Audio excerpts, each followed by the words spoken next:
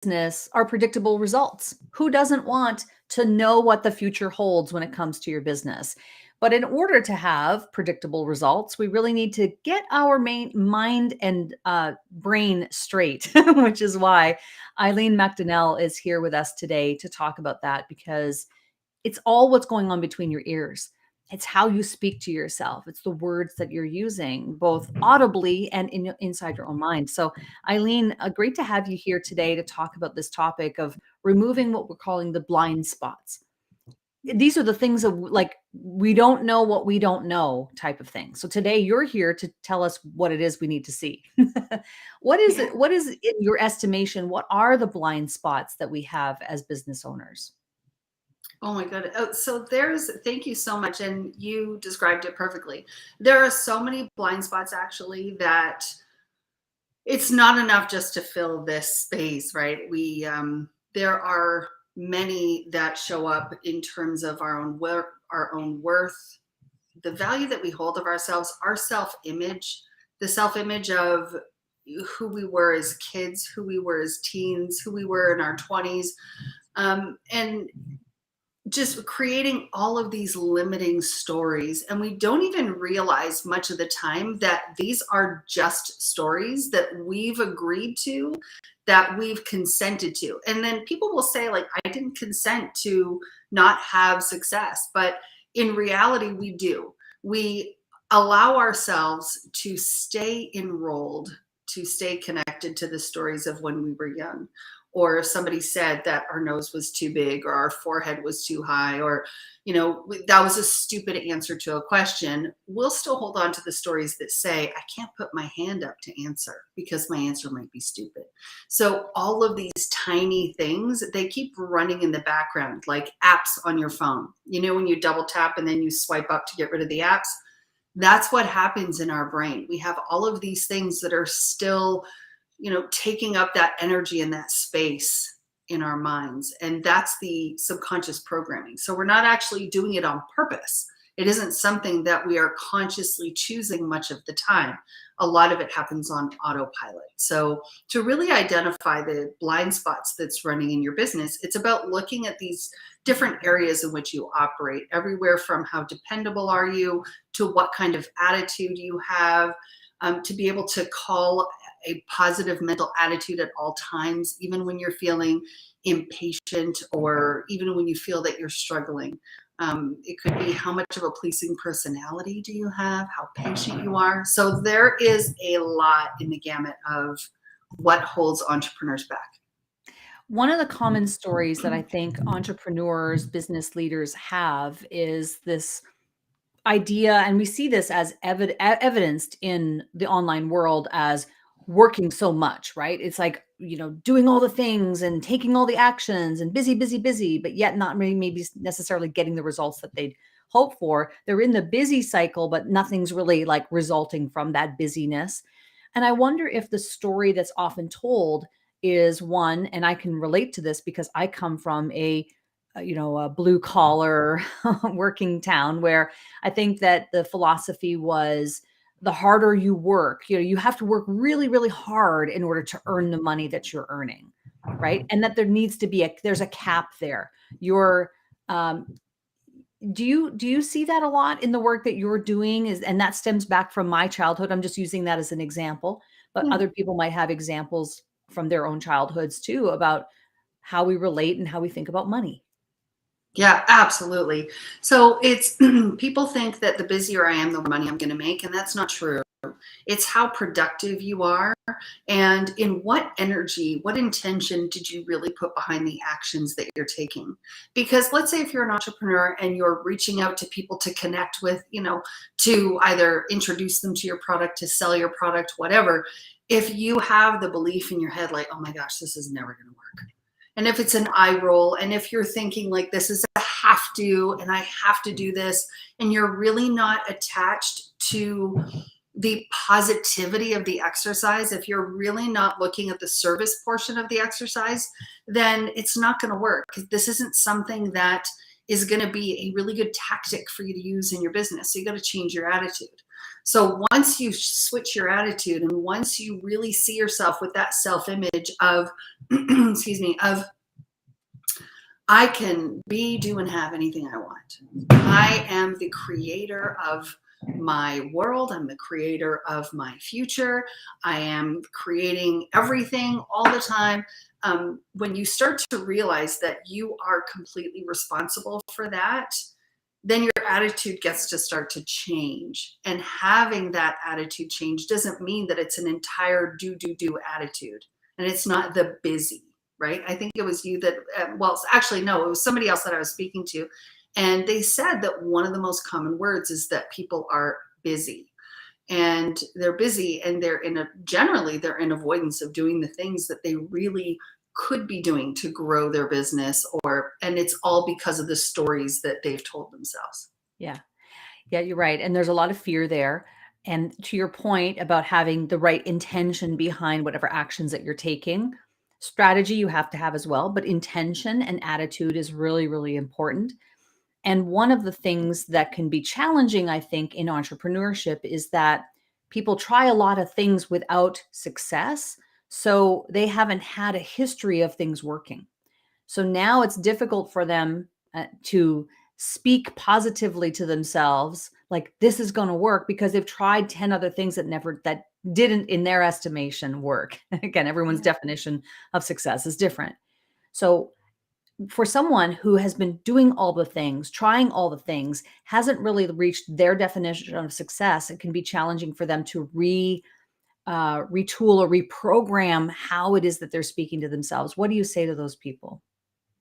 Well, the first thing is you've never been here in this moment. You've never tried to do this before. So you've tried other things and those other things didn't work. That's okay, because even with a faulty plan, even with an imperfect plan, when you're persistent and you're connected to your vision, you're going to get to your vision. You will achieve that success that you want, but you got to keep going and you must remove self doubt. And oftentimes people really ignore that feeling inside of themselves that they should be going into one direction or trying something new, or maybe putting together a new program, maybe posting something on social media, and it comes in as like a download and then they ignore it. They do nothing about it, or they go out to committee and they get everybody's opinion or permission to do something like, hey, is this a good idea? And you won't find your vision in the eyes and hearts of other people. Mm. Right? So I have a sign up on my wall and it says, tell the world what you intend to do, but first show it. So it's really important to follow your own navigation and really to stop looking for people, for other people's opinions who haven't tried to do what you're doing. So I often tell my clients, reach out to people who are doing more than you, because you're never going to get criticized by people who are doing more than you. You're never going to get discouraged by people who are doing more than you, but you will by the people that are doing less. And it's not necessarily coming from a bad space. It's just coming from a space of somebody who doesn't have that access to information. So follow your own intuition and begin to trust it. That's a big gap that I find entrepreneurs have, is that they don't trust their own intuition and their own direction. And they think because it's never been proven that it may not work. And then they don't want to take that step because they're waiting for the guarantee that, yeah, it's totally going to work. Because if A equals, if A plus B is C, well, I got to make sure that I'm going to get C if my energy is A, if I'm putting this into it. But it doesn't always work that way. You don't get a guarantee. None of us do. We just get to walk in faith that it's going to work because we're holding on to that vision. Yeah, that resilience and that perseverance and that muscle that we have to have, it's one that is required, I think, when you're an entrepreneur and you're creating programs, memberships, masterminds, whatever it is that you're creating, comes from your own thoughts, right? It's really downloaded, as you said, like you get a download about something that you want to do. I'm going to speak from experience here. I have tried and done, I shouldn't say tried, I've done so many different things. lots of different things. I've thrown a lot of spaghetti at walls over the course of years, but I never give up. And I'm always listening to that intuitive voice that says, this is the path you should be going down. It's never really steered me wrong. Right. And a lot of people are afraid to do that because, to your point, they have people who haven't done as much as them that are telling them that's a stupid idea. It's never going to succeed. Who do you think you are? So sometimes it's not even the voices in our own heads, it's actually people in our lives that are dragging us down and pulling us down. How can we deal with people that are close to us, who we love, who might not see the same vision that we have for our own lives? And that is such a good question, because oftentimes people don't have, whether it's spousal support or their parents have an opinion or their best friend has an opinion. And what happens is, if we stop doing what we want to do because somebody else has said, hey, by the way, I think that's a really silly idea or whatever, we have already been doubtful about our own plan and our own vision. So being sure of what we want to do is critical. Carrying that belief is critical. And then having the mental strength to tell somebody, you know what, thank you so much for your input. That's it. And you don't need to defend yourself. You don't need to criticize their opinion or whatever. Somebody very wise gave me the advice once: don't criticize, don't defend. And that is priceless, priceless advice. It'll create incredible peace in your life if you can remember those 4 words. So to help strengthen that resolve is really to develop the faith in yourself. Surround yourself with people who hold your vision at the same level of energy and belief as you do. Make sure that you are connected to your vision every single day. I mean, Thomas Edison, he tried over 10,000 times to create the incandescent light bulb. How many times would it have taken for you or I to say, you know what? Peace out. I'm not doing it. This is crazy. I don't, what, like 6? Some people, once, some people, 4. yeah, exactly. Right. So how many times would it have taken you? So it really is having that resilience. And what I really want people to understand is that within you, you have your other self, the person that is in complete control of their thoughts, emotions, their attitudes, their reactions, and they're not governed by assumptions and circumstance. That if, we were talking about the other day about being stuck in traffic or people dragging us down. And I know I'm doing a lot of air quotes, but these are the words that I really want you to pay attention to, because this is the language that goes through our mind all the time when we do self-talk. And we are never a victim of anything unless we choose to be. And imagine what our lives of business would be like if we were responsible for everything and had that level of control. Yeah, this is a great segue into the stuck in traffic piece, because I want to talk about some tangible ways that we talk to ourselves. Again, it could be audibly so that other people hear, or within our own brains. You're in traffic and you say to yourself, oh, here I am. I'm stuck in traffic again, right? So let's walk through some maybe more common scenarios as it pertains to maybe life, like being stuck in traffic, or business. Some common scenarios, ways we talk to ourselves, and then give the reverse of that in terms of how we should be talking to ourselves. Sure. That Let's sounds start great. with stuck in traffic. Yeah. So if, you're, like you said, you're sitting there and you're in traffic, you get to choose your experience. So I am a human being. I've been in traffic and I've been impatient. So I'm sitting there like, oh my gosh, will they just go? They can move up a car length. Why aren't they going? There's so much space in front of them. Oh, I just want to go there. And you're waving at the person, let me squeeze by, right? Like, this is all the insanity that happens, right? Because in that moment, first of all, we feel powerless, that you're here, I'm here, we're all here, and you're stuck.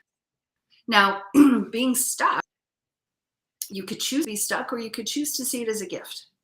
And then you could ask yourself, okay, so right now I'm feeling impatient. Why am I feeling impatient? What is it about this situation that makes me feel impatient? So I'm feeling powerless, that I can't get out even if I really wanted to. And what do I get to learn? Like, what can I do in this time that I'm just sitting here? And sometimes it's, I mean, you're not going to close your eyes and go into meditation, but maybe you're going to have a conversation with yourself about, how can I learn to be more patient? How can I be grateful for the person in front of me who isn't moving, who doesn't feel the sense of urgency to, suck the other person's bumper, right? Of just being at peace, to live and let live. And oh my gosh, look at this. Here I am. I'm 48 years old. I'm driving a nice car, and I'm sitting here in traffic. What a gift. What a gift. Because how much would somebody else give or pay to be in that situation? Right? So it's all, number one is finding gratitude for every single situation, every single one, and having a good mental attitude with it. Otherwise, you're just poisoning yourself with your own attitude. Yeah. Here's another scenario I think that's more business minded that would maybe come up for people who are struggling or feel like they're struggling. I don't have enough people, no one's signing up for my program. Could be a common thing that people would say to themselves, like, no one, I'm being ignored, no one's paying attention, no engagement, no one's signing up for my program. What would be a way to reprogram that thought? Yeah. So speak what you seek until you see what you said. So you're sitting there saying, no one's buying my program, no one sees me. Correct. Right? Because you're saying, no one's buying my program and no one sees me. So therefore, it's about reframing the thought, asking better questions, and being like, oh my gosh, okay, so how can I get more seen? How can I attract and create more clients? How? Because what happens is that you're giving the command to the brain, and the brain, and this is a much longer segment in conversation, but the brain looks to close loops, right? It's an efficiency machine. So it's looking to close the thought pattern. And as soon as it hits all the buttons, right? All the previous buttons, then boop, there we go. It's done and pattern over. And, then you're just sitting there still asking yourself, nobody sees me. Or why is nobody seeing me?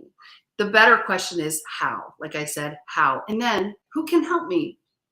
Who can I look to, right? And whenever we ask these questions, something that is super, super critical and important is that you ask it from a space of self-observation, not from a space of self-judgment, self-criticism, self-beat up. That's not what we want to do. We want to look at it because we are just having a human experience, not a perfect one. So when we're exploring these things and these questions, we get to know that we are perfectly imperfect. We are in the exact perfect scenario that we should be at all times, that this is happening for us, not to us. So when we start asking the questions of, how can I get more clients, or focusing on, I am so happy and grateful for the 12 clients that I'm working with that are lovely, and be specific. I mean, you don't have to give them all names, but be specific of the kinds of clients that you want to work with, and call those in and say, okay, I'm so happy and grateful for my clients. I'm so happy and grateful for the amount of money that I'm earning.